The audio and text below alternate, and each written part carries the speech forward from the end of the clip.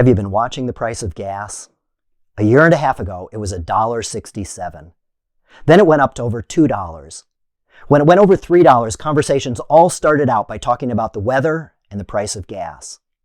Then it went up to $4 a gallon, and we started worrying about what we were going to have to cut back on in order to pay for it. When it went over $5, it was making the news, and we wondered how high it was going to go. I think the most I ever paid was $5.09. Now it's going back down. At the gas station around the corner, it's $4.37. So why aren't we more excited? I don't hear people talking about how it went down 20 cents.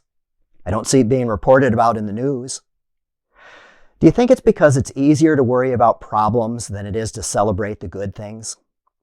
I think we're hardwired to focus on problems. Psychologists call it negative bias. Now, it makes sense that we are this way. If you're walking in a field and there's a lion in the area, you need to focus on the problem to survive. But you're probably not walking in a field right now, and there aren't lions around here. So focusing on problems is not good for our soul.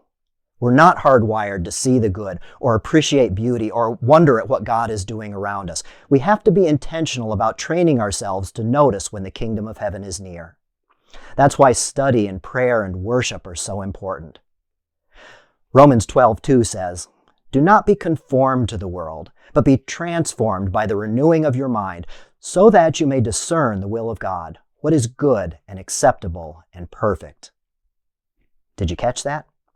We have to be changed, transformed, renewed, if we're going to discover the will of God, to appreciate what is good, and strive for what is perfect. Let's try an illustration.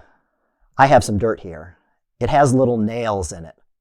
I need a nail to hang a picture. Now, I could pick through it, but then I'd probably end up with a nail in my finger. I'd certainly end up with dirty fingers. Or I could get a magnet that'll help me pick out the nails. Faith is the magnet that helps us sift through the dirt and renews our minds so that we can discern what is the will of God, what is good and acceptable and perfect. The end of the letter to the Philippians in 4:8 says, "Finally, whatever is true, whatever is honorable, whatever is just, whatever is pure, whatever is lovely, whatever is commendable, if there is any excellence, if there is anything worthy of praise, think about these things." What will you do today to not be conformed, but be transformed?